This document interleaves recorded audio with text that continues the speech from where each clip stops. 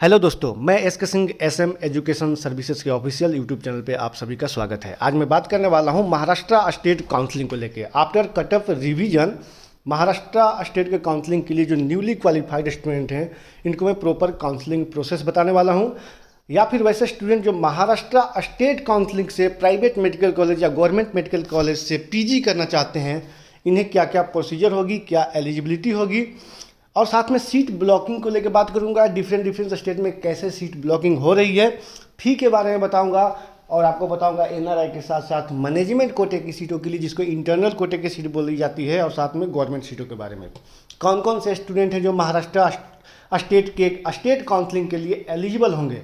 तो चलिए स्टार्ट करते हैं। स्टार्ट करने से पहले यदि आप चैनल पर नए हैं तो लाइक सब्सक्राइब करना ना भूलें, और यदि एडमिशन चाहिए, एडमिशन गाइडेंस चाहिए, तो आप चाहे तो वीडियो के स्क्रीन पे नंबर दिया हुआ है या फिर डिस्क्रिप्शन में नंबर दिया हुआ है, वहाँ से कांटेक्ट करके आप सब्सक्रिप्शन ले सकते हैं।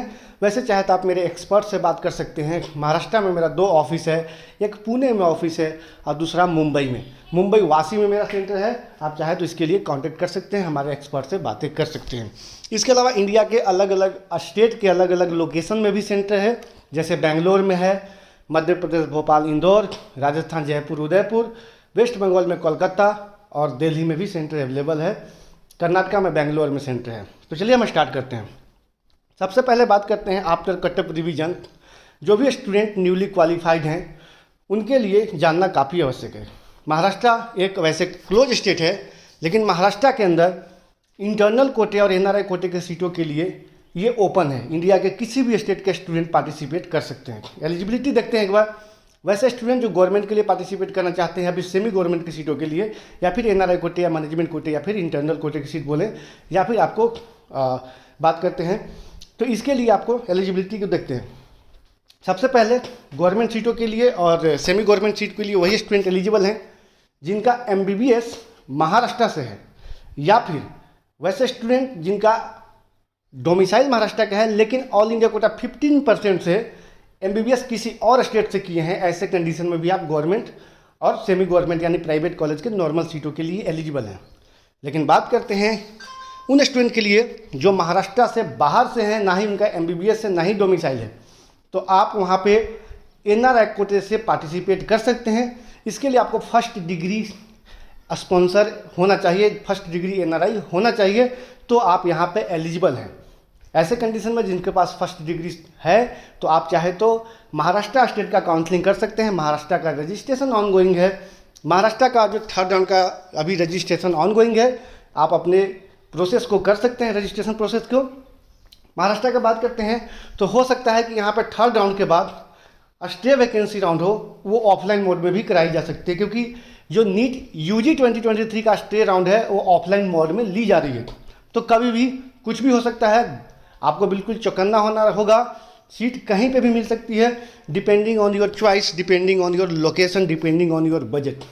यदि आपके पास बजट का कोई इशू नहीं है, कट ऑफ रिवीजन के बाद आप क्वालिफाई हुए हैं, तो हो सकता है कि आपको सीटें मिलेंगे। इसके लिए आपको मल्टीपल स्टेट का आपको फॉर्म भरना आवश्यक हो सकता है।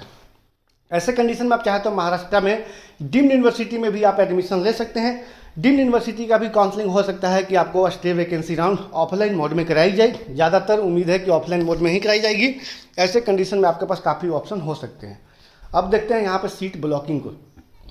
सीट ब्लॉकिंग किस तरीके से होगी थर्ड राउंड में, क्या स्टे राउंड में सीटें काफ़ी दिखेंगे या नहीं दिखेंगे।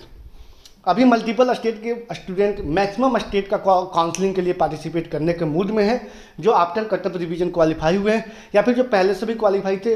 वैसे स्टूडेंट भी काफ़ी डरे हुए हैं, और ऐसे कंडीशन में वो मल्टीपल स्टेट को चॉइस कर रहे हैं, यानी कि रजिस्ट्रेशन कर रहे हैं।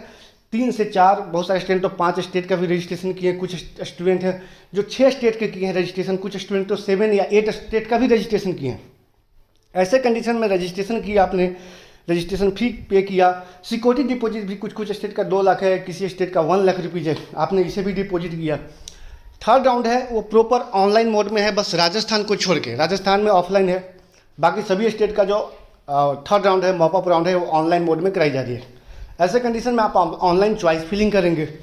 हो सकता है कि कुछ स्टूडेंट को 1 से 2 स्टेट में सीट अलॉट हो जाए, हो सकता है कि कुछ स्टूडेंट को 2 से 3 स्टेट में सीट अलॉट हो जाए, हो सकता है कुछ स्टूडेंट को 3 से 4 स्टेट में सीट अलॉट हो जाए। कुछ स्टेट में सर्जरी का सीट मिल गया, सेम स्टूडेंट को एनेस्थीसिया भी मिल गया, कुछ अदर स्टेट में कुछ स्टूडेंट को पैथो भी मिल जाएगा, क्योंकि अभी बहुत ही ज़्यादा डरे हुए हैं। ऐसे कंडीशन में वो बजट के साथ साथ ब्रांच के साथ भी कॉम्प्रोमाइज़ कर रहे हैं। तो आपको अगर 3 या 4 स्टेट में अगर आपने काउंसलिंग में पार्टिसिपेट किया, 2 या 3 स्टेट में आपको सीट अलॉट हो चुका है, ऐसे कंडीशन में या फिर आप एक ही सीट को आप रिपोर्ट कर सकते हैं और बाकी के जो 2 स्टेट में जो सीटें जो रह गई वो वैकेंट चली जाएगी, वो आपको स्टे राउंड के लिए वो सीट काउंट होगी। तो ऐसे कंडीशन में काफ़ी ज़्यादा सीट ब्लॉक होने के चांसेज हैं और स्टे वैकेंसी राउंड में भी आपको सीटें वैकेंट रहेंगी। तो आपको ध्यान देने वाली बात यह है कि जो स्टूडेंट स्टे वैकेंसी राउंड के लिए एलिजिबल होते हैं, तो ऐसे कंडीशन में आप स्टे वैकेंसी में आपके पास काफ़ी अच्छा अपॉर्चुनिटी हो सकती है, क्योंकि कुछ स्टेट ऐसे हैं जहां की काउंसलिंग आपको ऑफलाइन मोड में भी कराई जा सकती है। जैसे राजस्थान का हो रहा है, कर्नाटका का भी हो सकता है, महाराष्ट्र का भी आपको ऑफलाइन मोड में कराई जा सकती है। मैक्सिमम स्टेट कोशिश कर रहे हैं कि हमारे स्टेट का जो काउंसलिंग है वो ऑफलाइन होगा, ताकि उनका सीट जल्दी फुलफिल हो।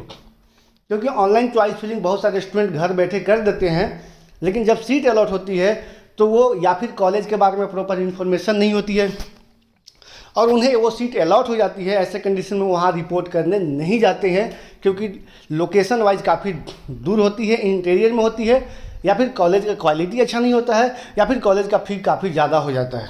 तो ध्यान देने वाली बात यह है कि ऑनलाइन काउंसलिंग में काफ़ी सीटें आपको ब्लॉक होने वाली है थर्ड राउंड में, क्योंकि स्टूडेंट का मल्टीपल चॉइस है, मल्टीपल स्टेट का काउंसलिंग कर रहे हैं और हो सकता है कि मल्टीपल स्टेट के साथ साथ मैक्सिमम स्टेट में उनको सीट मिल सकती है, या फिर उनको नॉन क्लिनिकल ही क्यों ना मिल जाए, क्लिनिकल के साथ साथ।